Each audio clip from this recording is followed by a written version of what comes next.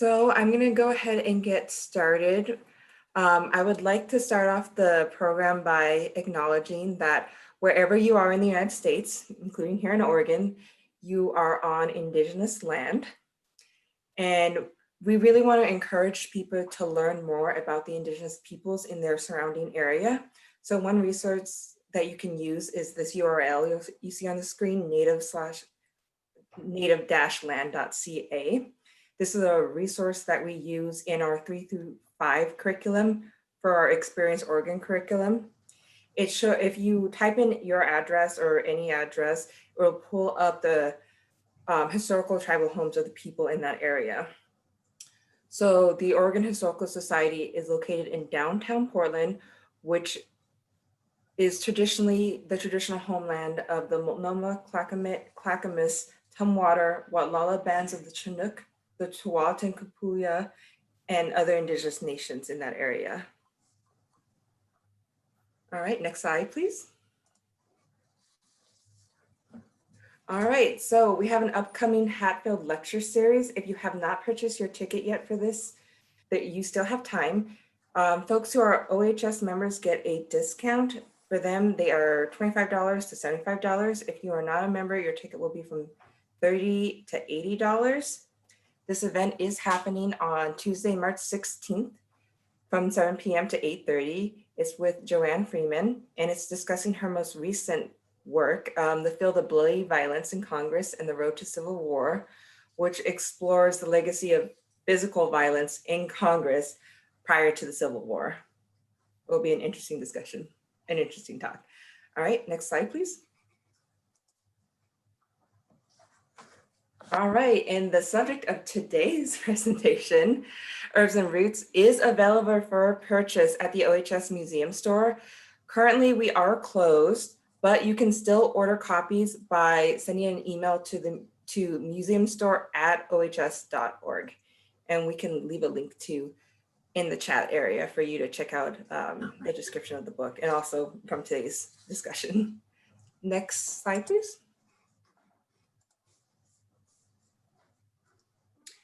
All right. So again, today's discussion. All right. So I'm going to go ahead and introduce today's panelists.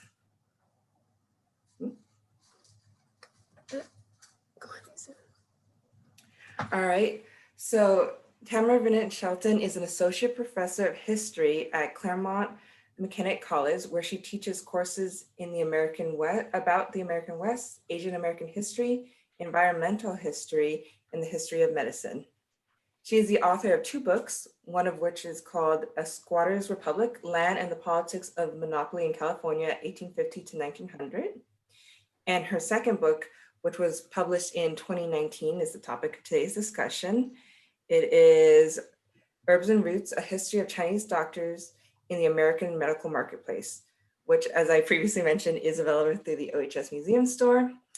And it chronicles the long social history of Chinese medicine in the United States from the colonial period up until today. Fun fact for this evening, an early stage of this project was actually formulated while Dr. Venit-Shelton was a Donald J. Sterling Jr. Memorial Research Fellow. We'll actually send a link out to the article that she had written for the quarterly while she was a fellow here. All right, and take it away. All right, thanks, Isa. It really is a pleasure to be here, even if only virtually. I lived in Portland for 4 wonderful years, and I was just saying prior to this webinar, I really miss the rain. It never rains here. We've had exactly 1 day of rain this entire winter, and so I miss how it used to kind of start raining in mid-September and then not really start till the 4th of July. That seems really pleasant to me now that now that I've lived down here for 8 years. But thank you all for coming. What I'm going to do actually is quickly share my screen. So I think that maybe Sarah needs to stop sharing her screen so I can share mine and get the slideshow going. Let's see. Sorry, Tamara, we're having a technical issue. Can you try taking the share over? Let me see. It says I cannot while another participant is sharing. Sorry. But I Stand get to by. start talking. So yeah, I do want, I'm going to take probably, oh, here we go. I'm going to take about, I think about 40 minutes to do a little bit of a whirlwind tour through the book, Herbs and Roots, which came out in 2019. So my book actually just had its first birthday. I didn't do anything to celebrate it, but maybe I should have.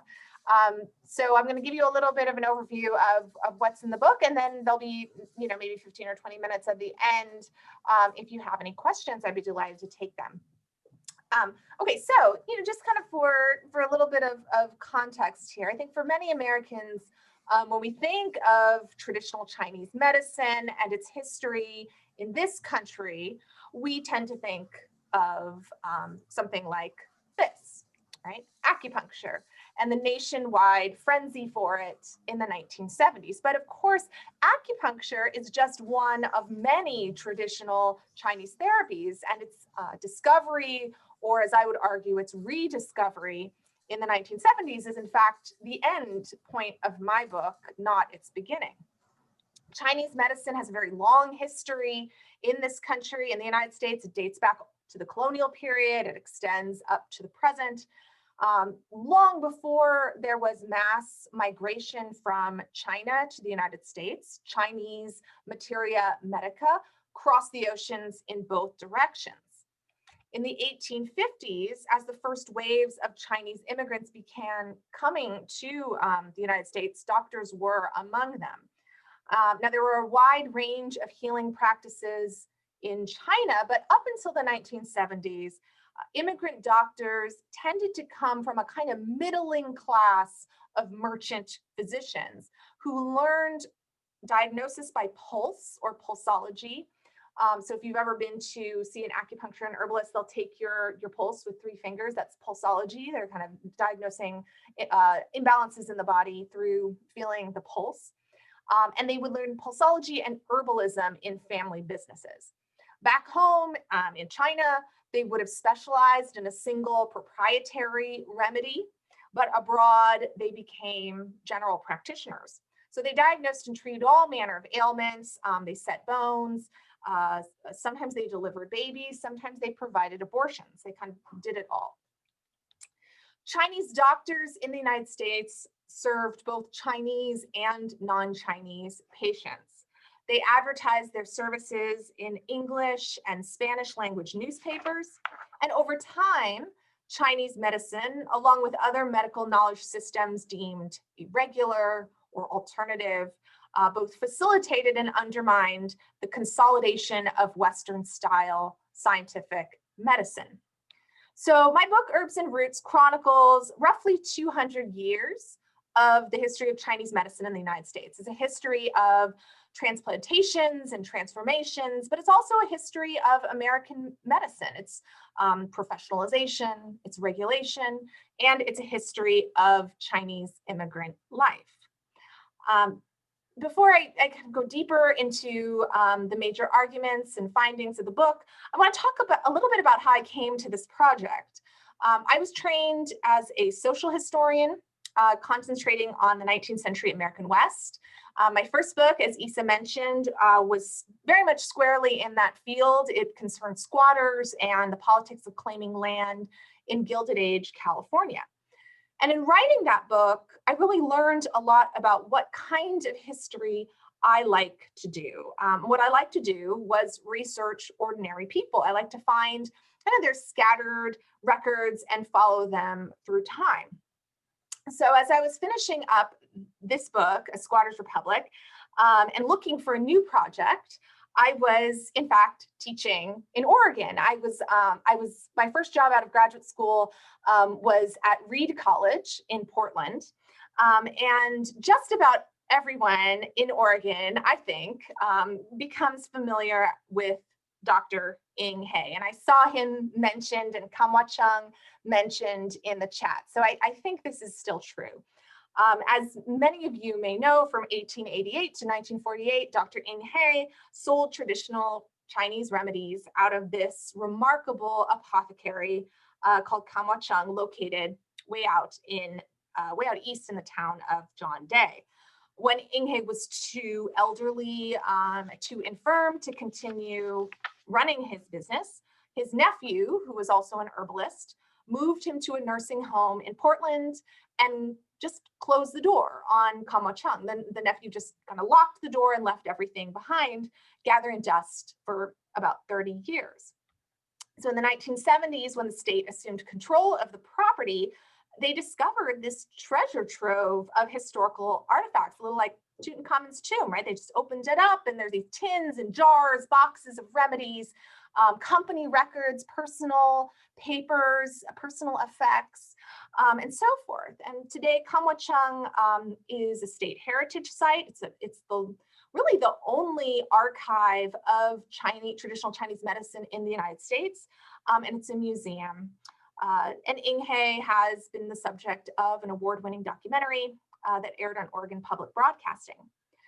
So I became aware of Inghai while living in Oregon, and as any good social historian would, I began to wonder, were there others like him, right? How many Chinese doctors were practicing in the United States? Where were they? Were they all over? Were they kind of concentrated in certain parts of the country? What did they do?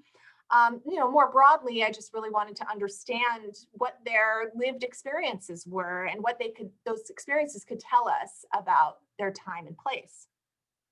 So up until that point, I really hadn't given much thought to writing about the Chinese in America, although they did play a kind of minor role in my first book.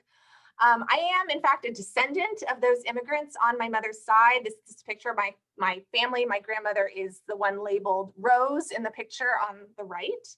And the other picture on the left is a picture of their family business. They had a grocery store in San Francisco, Chinatown, right on Portsmouth Square.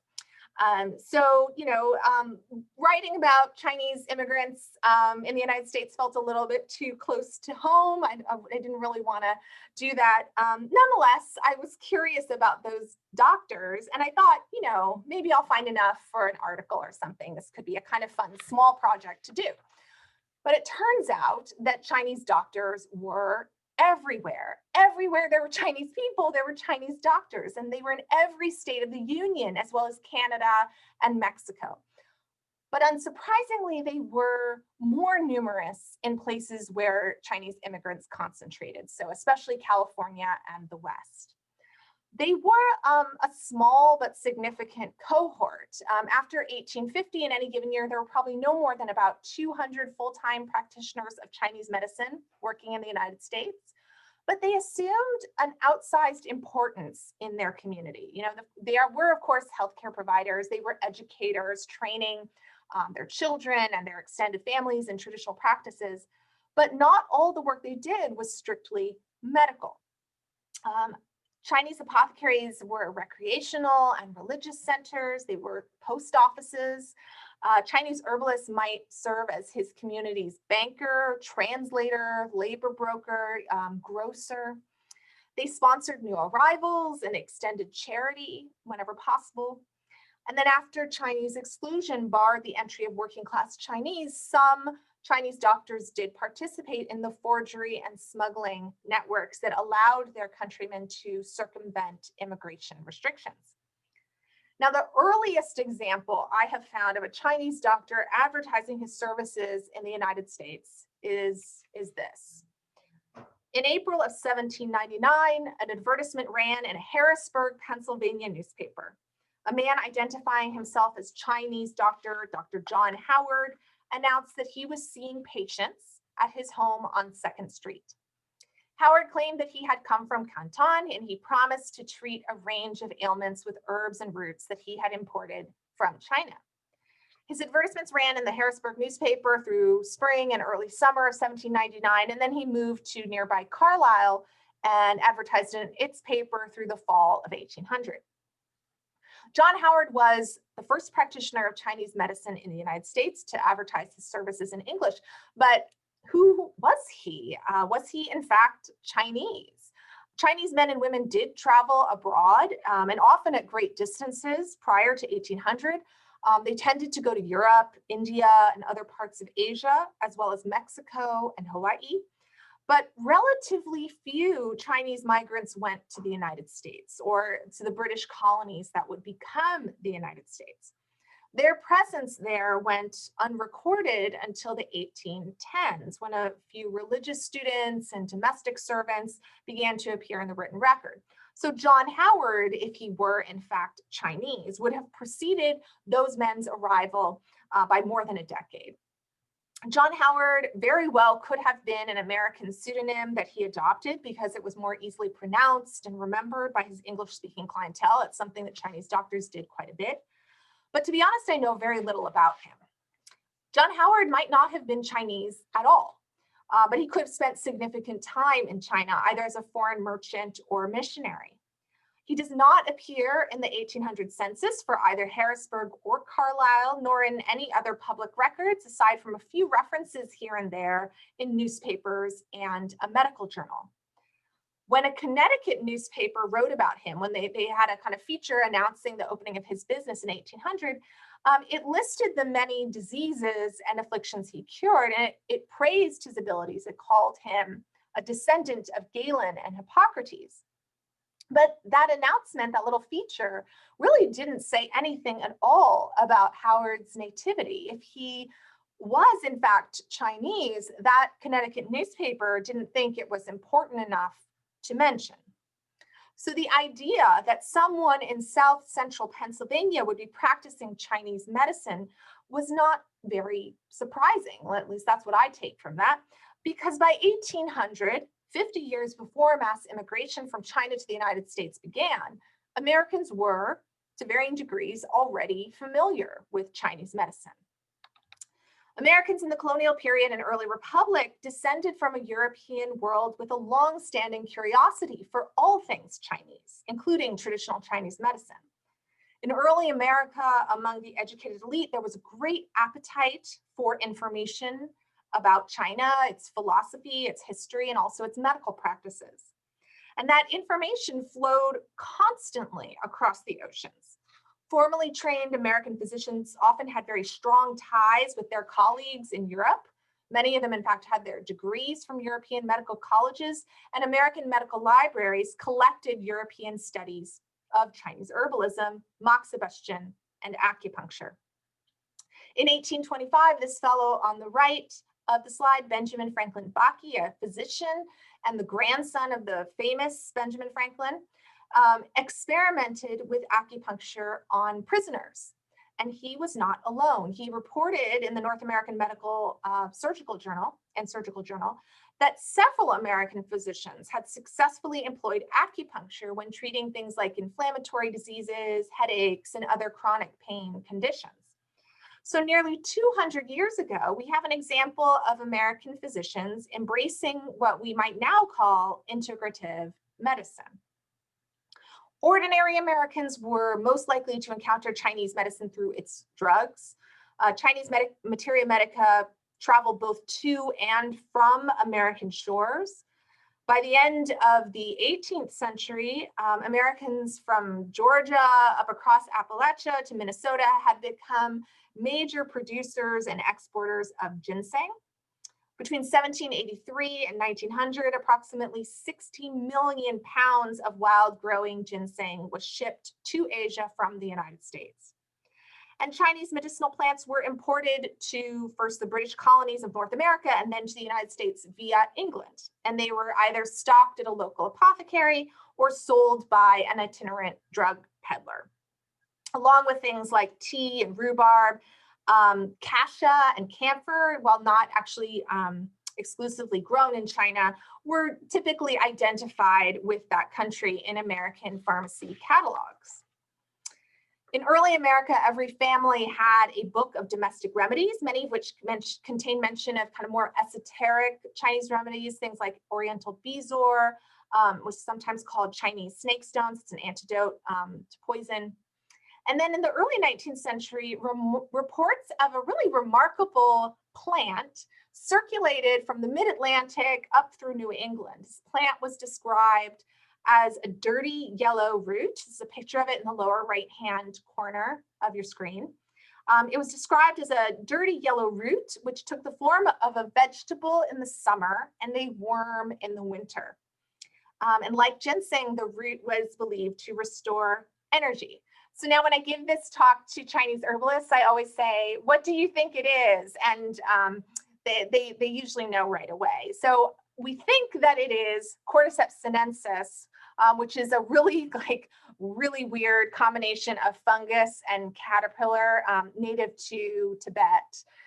And today it's sometimes referred to as Himalayan Viagra. Now, when mass immigration from China began in the 1850s, the immigrants' need for healthcare was acute. Chinese laborers were relegated to the least desirable and most treacherous jobs. In remote work sites, Chinese laborers were often at the mercy of their employers to provide even the most basic necessities. And poverty and discrimination confined the Chinese to overcrowded and unsanitary living quarters, the sort of perfect breeding ground for infectious diseases. And of course, violence, both intra and interracial violence, was pervasive. Chinese immigrants were routinely denied treatment by American hospitals and physicians, or they were segregated in special buildings designed for smallpox victims and lepers. Chinese doctors, they came with other immigrants from their country, and they provided really these essential services when mainstream medical care was not an option. As I began to locate Chinese doctors in the historical record, I really became interested in the way that their stories intersected with the history of American medicine more broadly. Now, while herbs and roots, as I mentioned, it begins in the late 18th century and it ends in the near present, my primary focus, my primary concern really lies within the late 19th and early 20th centuries, what Americanists like myself often call the long progressive era. So let me say a little bit about that time. The late 19th and early 20th centuries were a critical time for the history of the Chinese in America and for the history of medicine in the United States. In 1882, Congress passed the first Chinese Exclusion Act, which prohibited working class Chinese from entering the country and did over time cause a decline in the Chinese population in the United States. A shrinking stock of co-ethnic customers may have compelled some Chinese herbalists to sort of cast a wider net for non-Chinese patients. And I do see an increase in the English and Spanish language advertisements after 1882. Around the same time, a new science of disease transmission based on the germ theory was becoming popular with formally trained European and American physicians. Beginning in the 1890s, the American Medical Association, the AMA, partnered with state and local governments to standardize medical education and licensing, kind of building off of a consensus around the germ theory of disease. The AMA aimed to monopolize the medical marketplace and drive unlicensed doctors, including Chinese herbalists, out of business. New licensing exams concentrating on medical science and pharmacology approved by AMA physicians, and new laws imposed fines and jail sentences on doctors practicing without a license. So this is the moment that Chinese doctors choose to become increasingly active in the American medical marketplace. And this is a little bit of a puzzle, right? Because for Chinese doctors, the progressive era might not have seemed like the best time to get into the American healthcare business. And indeed, anti-Chinese racism prevented nearly all of them from sitting for those licensing exams or otherwise securing a legal right to practice. So they practiced without a license and they faced prosecution, they paid fines, they spent time in jail for doing that. It can be really difficult to square the American consumption of Chinese remedies with that prevalent anti-Chinese racism. Throughout the 19th century, Americans embraced Orientalist perceptions of Asians as backwards, barbarous, and effeminate. And those perceptions often justified exclusionary and discriminatory policies targeting Asian nations and immigrants. Such racist thinking extended to the realm of Chinese medicine. If Chinese people were primitive, so was Chinese medical knowledge. And these attacks on Chinese doctors that you see in English language media frequently ridiculed their therapies as backwards or unscientific. Public health officials unfairly cited American Chinatowns as places of contagion and pathologized Chinese bodies as disease vectors. Yet scientific medicine's monopoly on the medical marketplace was really far from complete. Chinese herb businesses flourished in the spaces where regular doctors had not yet consolidated their control. And I argue that for American patients skeptical of modern biomedical science, criticism of Chinese medicine could, in fact, also constitute its allure. So to understand the success of Chinese medicine in the American medical marketplace, we have to look at how Chinese herbalists sold Chinese medicine to non-Chinese patients. In the book, I detail how Chinese doctors effectively self-orientalized. They played on their non-Chinese patients' racialized expectations of Asian cultures in multiple and sometimes contradictory ways. They overcame anti-Chinese racism by embracing and perpetuating anti-Chinese racism. And we see this most acutely in their advertising's deliberate use of stereotypically Oriental imagery and ideas. My talk today is going to focus on just kind of one of those ideas, the idea of nature and natural medicine. In the late 19th and 20th centuries, American accounts described Chinese medicine as nature's remedies and Chinese doctors as uniquely attuned to nature. Meanwhile, Chinese doctors advertising in English language media deployed the same language of natural medicine to sell their services to non-Chinese patients. One of the central arguments in my book is that in the progressive era, Chinese herbalists promoted their services through these two distinct but highly compatible cultural languages, natural medicine and American Orientalism. In the American medical marketplace, the discourse of natural medicine really first took shape in the early 19th century. That was a period when municipalities first began to regulate the practice of medicine. Now, those regulations were pretty feeble, they were pretty poorly enforced, but they nonetheless gave some kind of legitimacy to the practices of formally trained, mostly white, mostly male physicians. And in so doing, they began to draw a circle of authority around what we now think of as regular or scientific medicine. Outside that circle were practitioners deemed irregular, and these were usually self-taught or informally trained healers. Their ranks very often included women and people of color. They tended toward less invasive procedures, and they tended to prescribe simple animal or plant-based compounds rather than mineral-based drugs preferred by their regular counterparts. So in the early 19th century, these common practices and principles allowed irregular doctors to claim a special authority over and connection to nature. Irregular doctors typically define nature as something essential, universal, something quite democratic and accessible.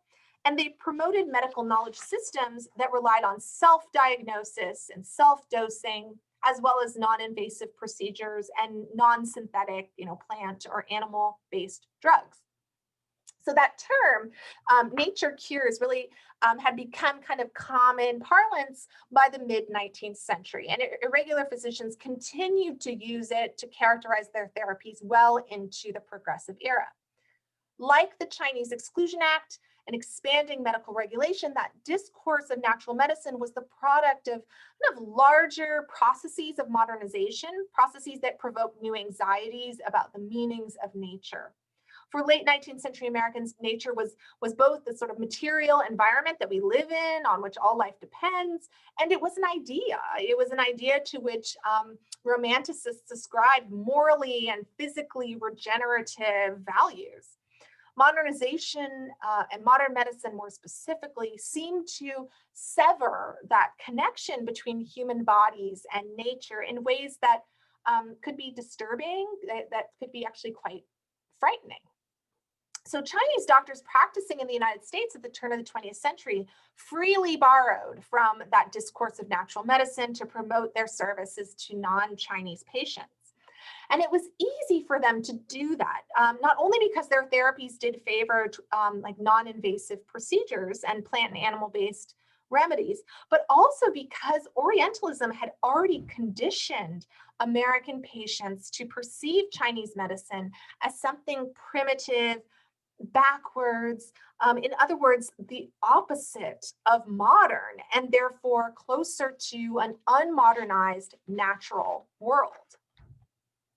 So the earliest newspaper advertisements for Chinese medicine were usually just a few lines, usually the doctor's name, office location, perhaps his specialties. But in the 1880s, some more enterprising physicians and herb companies began to include images. Most commonly, it would be a picture of the practitioner wearing an easily identifiable Oriental costume. So this is one of the earliest examples of this I have found. Sorry, it's a little blurry because it's so tiny and it's hard to blow it up and make it clear, but I think you'll kind of get the idea. This is an advertisement for a Los Angeles doctor named Hui Kung, and it included this little simple line drawing of a man in a traditional Chinese jacket and trousers holding a flower. And so in this economy of images, the illustration conveyed both the racial identity of the doctor and his expertise in botanical medicine. Appeals to nature's remedies were really just were like one really important tactic in the Chinese doctor's advertising arsenal. Chinese doctors frequently promoted the image of Chinese medicine as based on pure and growing things, as opposed to minerals and chemicals, poisons and drugs associated with Western style medicine. And that association goes all the way back to 1799. We see that in John Howard's ad when he was selling herbs and roots out of his rented room in Pennsylvania. It resurfaced at the end of the 19th century in 1877 when this fellow, Dr. Affo, promised no poisonous medicines to his Oakland, California clientele. References to nature became more prevalent in English language advertisements for Chinese medicine after 1890 as states increasingly mandated those public exams and licensure for healthcare providers. Between 1890 and 1894, this guy, Chang Jiwo, on the right, he's sort of like the disembodied head floating there. He was originally based in Omaha, Nebraska. He was running ads in various Midwestern newspapers touting his wonderful, marvelous, miraculous cures, which were, as it says there on the left, in fact, nature's remedies tested for thousands of years in China. 30 years later, he moved to Portland, Oregon. That's the advertisement on the right, which I actually got out of OHS. As you can see, he was down on Alder Street selling herbs. So he was continuing to use those appeals to nature once he moved to Portland. He insisting that his prescriptions were, quote, nature's own remedies and contain no poisonous minerals or drugs. A reputation for dispensing nature's remedies became a way for unlicensed Chinese physicians to distinguish themselves and attract patients distrustful of state-sanctioned modern medical science. In its turn of the 20th century advertising, Los Angeles's Fu and Wing Herb Company asserted that herbal remedies were, quote, founded upon a complete understanding of nature's laws. Americans carry their theories of science to extremes and get too far away from the simple fundamental facts upon which health depends.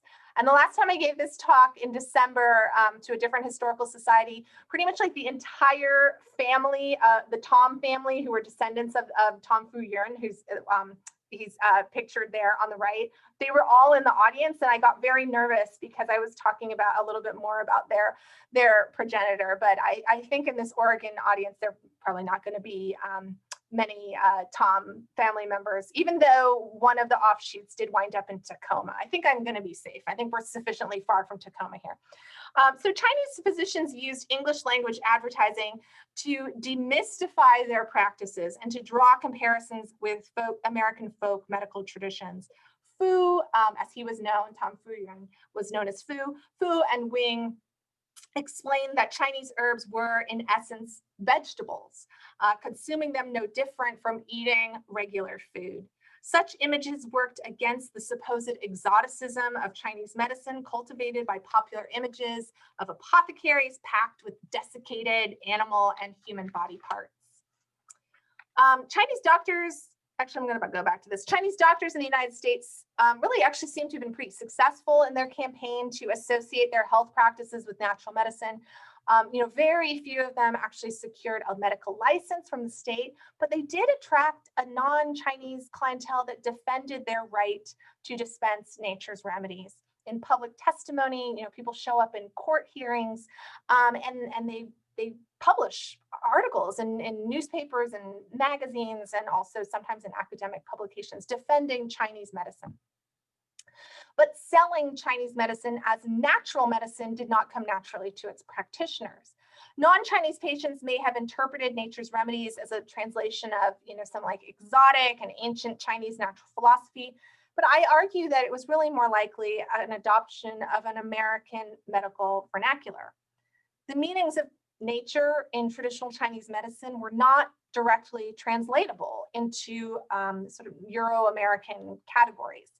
Traditional Chinese medicine, as a compilation of doctrines and practices, did not conceive of nature as the opposite of science or modernity, nor were herbs more natural than minerals by virtue of being organic instead of inorganic.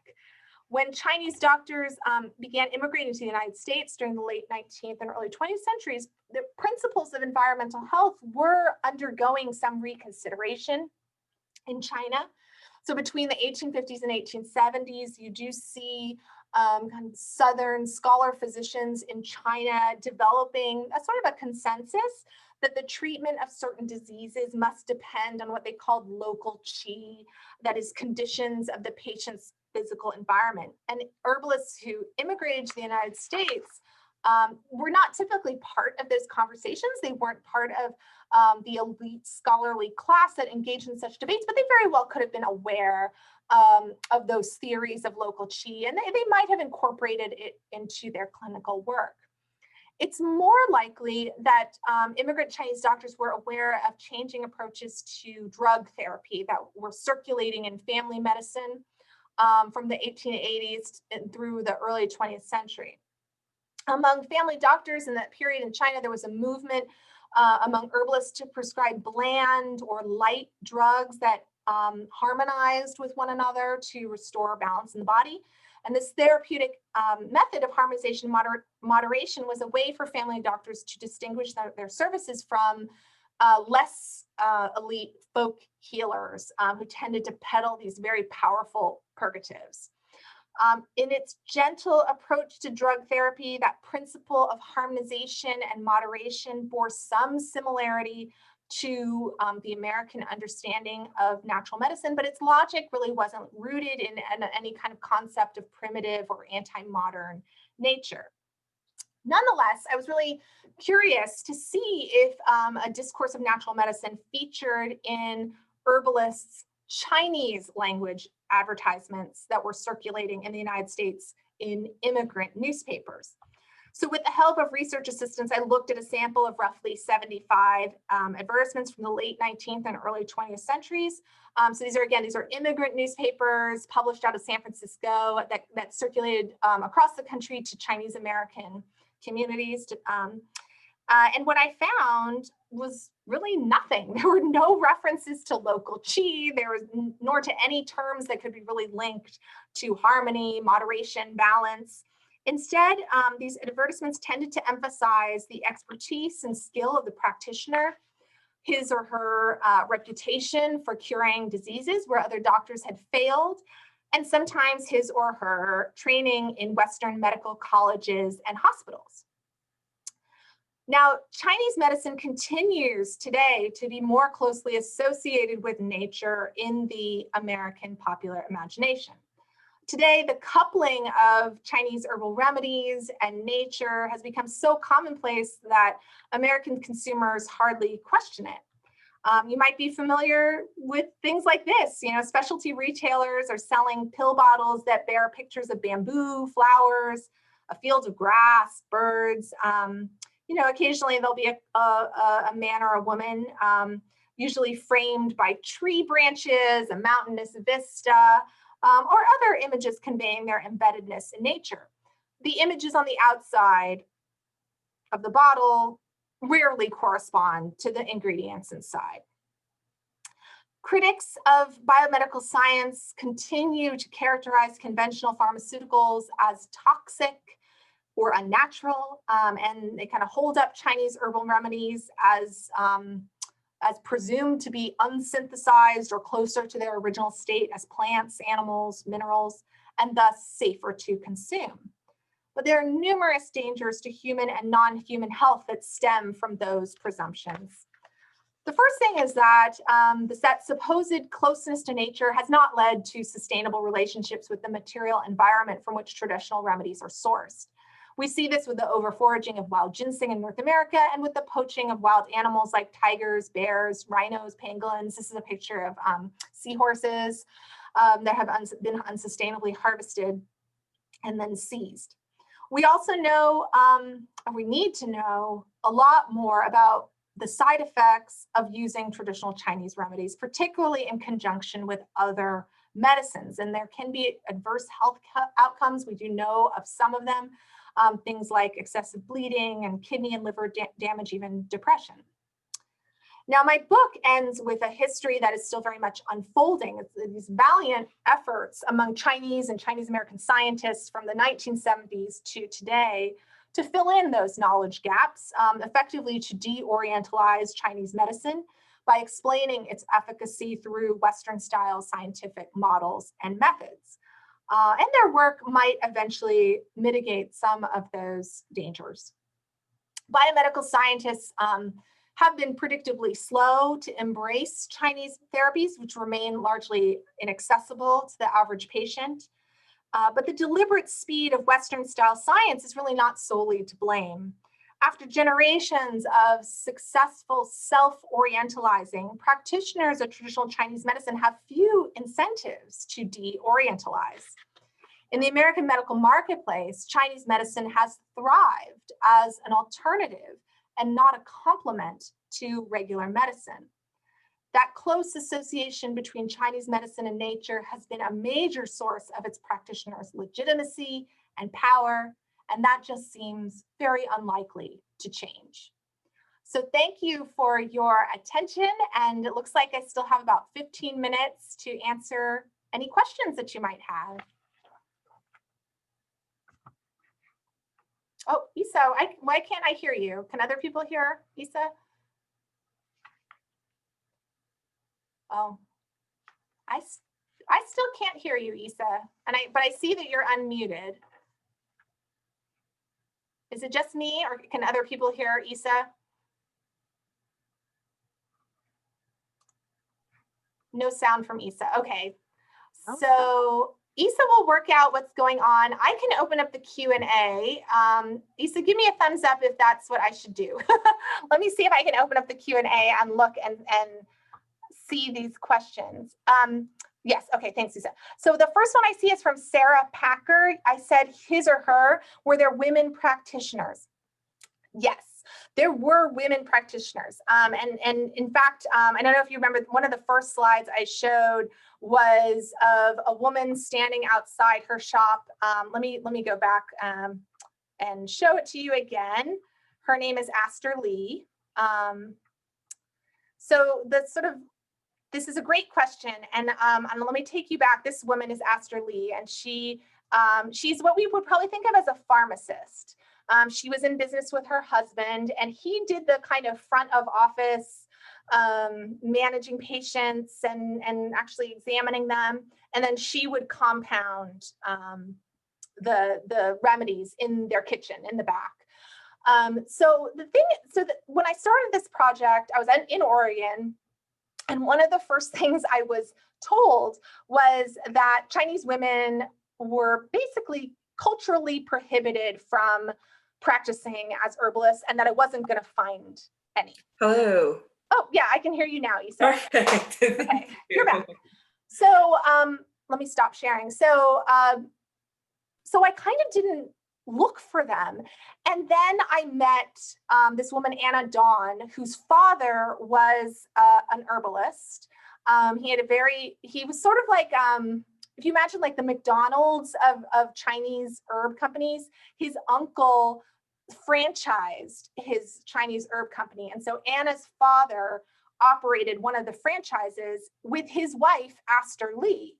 And it was kind of one of those moments where I realized, oh no, there are women practicing Chinese medicine, but because they're not in the front office and because they're not appearing in the advertisements, because their name isn't on the door, they're less visible. So once I knew to start looking for them in other places, I did find them, but they are hard to find. There are very few who actually put their name on the business more often than not. And there are very few who actually interface with customers. More often than not, they're the ones who are doing the compounding in the back. But yes, they are there. Sometimes they are interfacing with customers, but they're identified in the written record as a cook. That's very common. And I think what that has to do with is the fact that if you've ever taken herbs, if you've ever, consumed Chinese herbal remedies, very often they're reconstituted in soups, or really in Chinese culture, there's not a lot of difference. There's a sort of food is medicine kind of attitude. And so my guess is when they're identified as a cook in the English language record, it's because there's a sort of confusion about what it is that they're actually doing. And really what they're doing is producing medicinal soups for customers. I also have found some women who get involved in midwifery. So they're not, I haven't been real successful at finding a lot of them, but they were certainly there. So good question. All right, Issa, do you want to take over the Yes, of course. Q&A? Sorry about that. No worries. Having some technical difficulties today. So I have a couple of questions that are actually emailed to me in advance of today's program, which is, if you want to make sure your question gets asked, you can email me in advance. So one of the questions was about, were there any plants that are native here to the United States that Chinese doctors had investigated and incorporated into their practices and potentially like sent back to China? Yeah, super good question. So this is also something where when I started this project, and my first education about Chinese herbal medicine was actually through the Oregon College of Oriental Medicine. And one thing that they told me, because they work a lot on translation, they've done a lot to translate Inghai's prescription pads and that sort of thing. Almost the first thing they told me is you're not going to find local substitution because of the kind of particularity with which these ingredients need to be procured, sourced, right? It needs to come from a particular place in a particular season under a certain kind of moon, right? Like there are all these kind of unique attributes. So you're not going to find anything sourced locally. They were importing everything, usually dried or otherwise preserved for long distance shipment. Turns out not to be true. They did try to import most stuff for all those reasons. But what I found is that a lot of Chinese doctors were experimenting with locally grown plants or with animals that, so things like, so rattlesnakes is a big one, right? In the American Southwest, Chinese doctors had access to rattlesnakes, and they would swap it out for whatever Chinese snake they would have traditionally used. The other one was bobcat bones instead of tiger bones. So that was a big one. And there were kind of, they were actually a lot more experimental than you would think. Sometimes they would try to propagate plants that they were familiar with. So ginkgo is one, or what's it called? Stinking nightshade is another, and actually it's actually invasive. So I can see from my office window, I'm in my office in Claremont, I can actually see a stinking nightshade from my window, and I kind of laugh because you know, it grows very freely here, and Chinese doctors would propagate them, and then they would become invasive. So you know, yes, they definitely were substituting. And of course, North American wild growing ginseng, which is different, it's kind of a cousin to the kind of ginseng that traditional Chinese medicine used. That was a very popular substitution. It was very often shipped back to China. It was not considered to be as potent. And so it would sell for kind of a lower cost. Like you could get a kind of budget prescription with North American ginseng. Perfect. All right, so the next question that had got emailed to me was, can you identify any current medical care or holistic care that is descended of Chinese medicine that is in practice today? We already know about acupuncture. Yeah, I mean, acupuncture moxibustion, which is the burning of medicinal plants, really either on, used to be on the skin. Now I think when you get it, it's just sort of burned near the skin because you don't want like scarification. You know, I think, oh gosh, sorry, the face, sorry, I've forgotten how you say it, the face, facial analysis, right? That's sort of a big thing. I don't know if anyone's had that done, but that also comes from the Chinese tradition. Herbalism, still very much popular and used. Acupuncture has kind of overshadowed a lot of other practices, but Qigong and Tai Chi, those are also traditional healing practices. Trying to think what else. Those are kind of the big ones, but they're very popular. And, you know, there's sort of a long history of the way that these remedies spread and how they are reformed and remade in different contexts. But yeah, those are some that have their roots in ancient Chinese traditions. Okay. So we have about 6 minutes left. I'm going to ask you a couple more questions. Did you come across any resistance to Chinese medicine from Christian groups in the 19th century? I know that many whites who call themselves spiritualists were interested in Chinese medicine as well as non-Christian religious traditions. Yeah. Yeah, so in the 19th century, kind of going all the way back to the early part of the 19th century, there was a lot of interest amongst transcendentalists in Eastern religions, Eastern philosophies, and at that time they would have folded in healing practices into those categories. So, you know, you see people like Ralph Waldo Emerson in the early part of the 19th century really interested in meditation and Ayurvedic medicine, right? This sort of South Asian traditions. So the big thing with like Christian opposition to Chinese medicine, I think actually comes out of more like a Protestant missionary tradition. You know, China has a long history of medical missions, British and American medical missions, and actually also Jesuit, kind of out of Portugal and other parts of Spanish-speaking the Catholic world. So there were a lot of missionaries going to China at the end of the 18th and beginning of the 19th century, and part of their kind of religious mandate or mission was to discourage the use of traditional Chinese therapies. And so I do talk a little bit about this in the book, the ways in which these medical missionaries kind of go to China and they try to impose different kinds of Western style scientific therapies onto their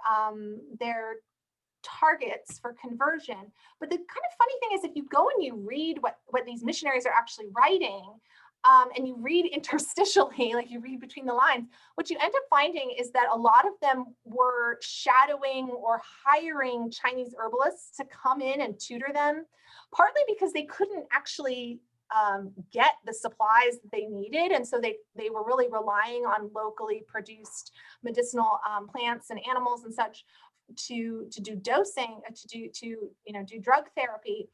for their patients, but also because they were just really curious about it and they wanted to know more. So one of the ways that European and American readers learn about Chinese medicine in the early 19th century is they're reading medical missionary reports. And those medical missionary reports are very negative. They're very racist, but they also contain a lot of information because they were so curious about those practices, even as they were denigrating them. This next question is from someone who's read your book because they mention a page number. Oh. When you write, quotes, economic and language barriers have prevented some practitioners of traditional Chinese medicine from accessing biomedical education and licensing, but others deliberately and actively reject biomedical assimilation, end quote, page 260. Mm-hmm. Are you referring to white practitioners or Chinese practitioners? If the latter, does this conflict with your assertion of the model minority dynamic amongst Chinese practitioners? If the former, is there a reason for not accounting that the majority of the acupuncture profession to be predominantly white? You mean today? So today, yes. So today what we see, I'm not sure if it's majority white of licensed acupuncturists, but certainly licensed acupuncturists today are there are a lot of white licensed acupuncturists. There are very few Latinx or Black licensed acupuncturists, so it seems to be predominantly Asian and white. In that passage in the conclusion, I am referring to Asian practitioners that they tend to be the ones who have who pursue or historically, like in the last 30 years or so, 40 years, they've tended to not attend colleges of Oriental medicine, not get the formal licensure. And a lot of times it does have to do with the fact that they can't afford it or they don't have the language skills to do it. And so they continue to do these kind of under the table, extra legal practices. And you want to know if that somehow conflicts with a model minority stereotype of Asian Americans. I mean, I think what we know about the model minority stereotype is that it is just a stereotype, right? I mean, Asian communities in the United States are far more ethnically and socially, in terms of socioeconomically diverse than the model minority stereotype allows.